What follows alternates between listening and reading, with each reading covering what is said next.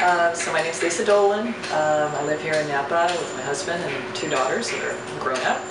I work for a couple different wineries here in the valley, and it was October 8th when we were at the golf tournament that's right here at Silverado in our neighborhood. And by the end of the day, it was a super, super windy day. And we just realized how different that was. In the beginning of the day, it was quite calm. It was hot. It's October. That tends to be fire season anyway. And we had a nice afternoon and came home that night about 10:30. I was wrapping things up in the house. And a friend called who lives way across the valley and said, "Hey, are you aware that the hills behind you are on fire?" And I said, "What are you talking about?" And I turned around in our chair and the whole sky was just bright orange, like daytime orange. And I thought, well, I'm not getting anything on my phone. We have an alert system, nothing. I called 911. They said, yeah, we've heard there's a little smoke, there's something going on. But when I looked at that, I could literally see flames behind our house. So we grabbed a couple suitcases and just started going through the house and thinking, what are we going to take? And we're going to be back, but let's just make sure we get what we need to get. So we just opened up a suitcase and took a bunch of photos and literally just scraped them in there. We took our wedding album and grabbed that. I grabbed our taxes that were the most recent taxes, because you just don't want to get audited and not have this stuff. Computer, and then the animals. And our dog was easy. We have two cats, and we realized we only have one cat carrier. And we tried to jam them both into one, it would not work. So we grabbed a box, threw one cat in that, the other one in a carrier, start walking with the box, and the bottom breaks out. And by this time, people are kind of around us starting to, not panic, but you're just seeing cars are starting to leave the area. And the cat's loose in the house. Trying to find this cat in this house was impossible. And then we're not leaving without this stupid cat. So we found her, she's under the bed, throw her in the box, tape it all up, and we pull out and start talking to some of our neighbors. I called a neighbor who lives down the end of the street because she's a little bit older, and her, I know they go to bed early. Called her on her cell phone, no answer. Luckily, she had a landline, so she picked up the phone and was a little crabby and said, "Nancy, there's a big fire going on, and you guys need to get up and get out of the house." So they packed up. We saw some neighbors across the way that were knocking on some doors just to wake people up, just in case. And the way our street's configured, there's only one way out. So if something was going to fall, we just knew we had to get out while we could. So, but we get out, we're still not panicked. It's like, this is a long way away, this is just precautionary. And so we went out to a school kind of in the local area and started watching from there. People just were slowly gathering in this parking lot and kind of exchanging stories and looking at their phones. And now we're starting to get a few notifications that something's going on. But as we're watching the fire, you can see flames, and all of a sudden you wouldn't see them anymore. And I thought, oh, okay, it's out. And this is, now it's about 12 o'clock at night. And no, it's not out. It's just those flames have gone down one valley, and then you just start to see them coming up the other valley. And I'm thinking, there's no way it's going to get close to these houses. The wind was just wild, and all of a sudden it's blowing one way, then it's blowing the other way, and you realize this is not a normal fire. So fire trucks are starting to head up. People are trying to figure out where to go next. I called a friend who lives across valley to go see if I could go stay at their house. They were in Oregon. They said, sure, our keys under the mat. So we drove across the valley to stay with them that night in their house. And fires start on that side of the valley. So now we're driving there and seeing fires on that side of the valley, thinking, what? This is not good. Where are we going? We're going from one situation to another. Didn't sleep that night. Now the phone is going off all the time with the announcements of evacuation and what to do, and then the cell service dies. So we're just getting texts, but can't use the internet. Electricity's all out, even on their side of the valley. Trying to get some news about what's going on. Thank goodness for social media. I have a sister in Chicago. She's watching the news and telling me what's going on from that far away, just via social media and texting. So that's when you just feel sort of out of control and have no idea if the house is going to be here or not, or what's going to happen. So the next morning, my husband drove out here to try to see what's going on at 5 in the morning. It's still an active fire scene. They're not letting anybody near it.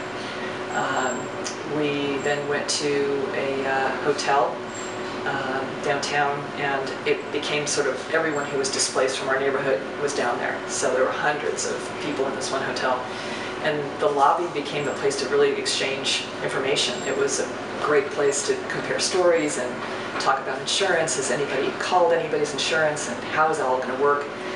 And then we just kept trying to kind of get up here. Eventually, a friend of ours got up with a camera and kind of broke through the back way to get here and started filming at the bottom of our street, and it was still just smoking and smoking and smoking, and came around and said, oh my God, there's Frank's house. How could this possibly still be here? So all 5 houses below us burned to the ground. When we were waiting to hear, we were sitting in a restaurant that had cell service and was jammed with people. And to be honest, we've been in the house 20 years, raised our 2 kids from, I was pregnant with one of them here, and great family house, but in our minds, not our forever house. Great place to raise them, but we literally sat with a cocktail napkin and said, okay, the house is gone. We're going to be able to build the house that we want. Single level. Right now we have like 3 levels of floors and stairs, and kind of getting excited about this idea of like the grown-up house now, and maybe a separate little house for when the kids come home, and you're just staying in this weird euphoria of like, let's just make the best of this.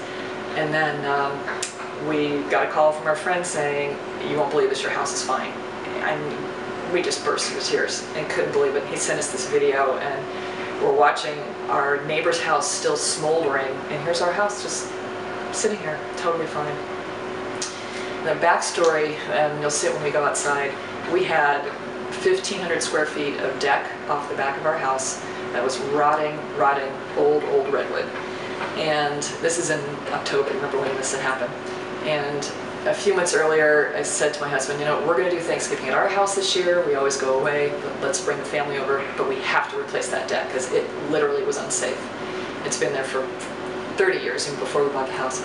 Yeah, we'll do that. And finally, it was beginning of October. I said, Thanksgiving is only 6 weeks away. Are we going to get this done? Yes, I've got a guy, got a contractor. They're going to rip the deck down. Should be ready for Thanksgiving. So the deck got ripped down Wednesday, and the fire was Sunday. And when we came back here, there were huge embers all on the dirt below where the deck was. So those things would have landed on this old dried out wood, and it would have been like a wick and just taken the whole house down. So just by sheer fate, we ripped that deck off and the house stood. So when we finally got down here, there were garden hoses along our driveway, and the firemen put tape on the houses to let them know which houses they've cleared out. So it was just surreal to have smoking neighbors' houses and our house looking like nothing happened from the outside. The trees right along our driveway and all surrounding our property all got burned. Everything just sort of stopped right before our house, so I think the firefighters were able to get in and protect it. The guy who was next door had a Corvette parked right on the driveway. It literally was just a red melted mass sitting there, and the smell was something that was really hard to describe.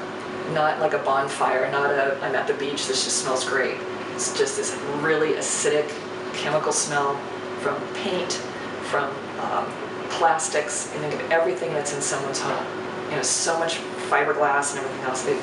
That's what it choked you beside the smoke. So we had masks, and we came into the house to see if there was anything amiss.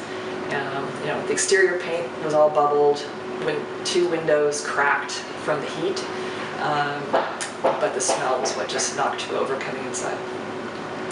So then the whole process, starting with insurance, and I think we were lucky in the sense that we had a decent policy. We didn't have a huge loss of structure, but what was inside the house was really damaged due to smoke. So they came through with this massive cleanup project. All the walls had to be repainted, all the carpeting had to be replaced, any fabric had to be deep cleaned. strange things, insulation. So what's between your wall and the interior of your wall, all this pink stuff that keeps the house warm, they pulled all the insulation out because that all held the smell. So it took about 2 months just to get the house cleaned. So in the meantime, we stayed in hotels. We went down to Los Angeles. Insurance pays for your rentals to be out. So we eventually were in a condo for another 6 weeks or so. So all in all, it was almost 3 months from the time of the fire to when we could move back in. So we had Christmas Eve back here in the house. But to come in the neighborhoods and just see so much destruction, why did our house stand? I don't understand why our house stayed. And there's definitely sort of a survivors versus, oh, I lost everything. That first meeting of when you'd see someone who would be like, well, our house is fine, or you'd hear so-and-so's house is gone. And you know, they're wearing clothes that they just went down and got for the first time because they have nothing. I ran into one of those couples. We just needed a few things for the first day, just because we didn't grab any clothes. And they said, well, we've been looking for a project, and here we go. And now 6 months later, I look at them, and they look like they've aged years. They're just so tired of the process of having to deal with insurance and fight with them for everything that they need to move on. So it's bittersweet. The fires didn't start till actually Monday morning, so a full almost 24 hours later. And because the wind was still whipping, they were just jumping around and eventually hit on their house and just burned all the way around up until it stopped at our house. And our neighbor that was over here was terrific. He went around and knocked on people's doors, made sure people were out of their houses. He stayed for a long time with hoses to kind of keep things watered down. And then afterwards, if you can imagine, people are driving around because they know no one's here, looting. So they sat there and they had a big sign that said, "You loot, we shoot." And they stayed in the house as much as they could and tried to make sure people weren't coming around stealing from people's homes, because a lot of that started happening too, which is tragic.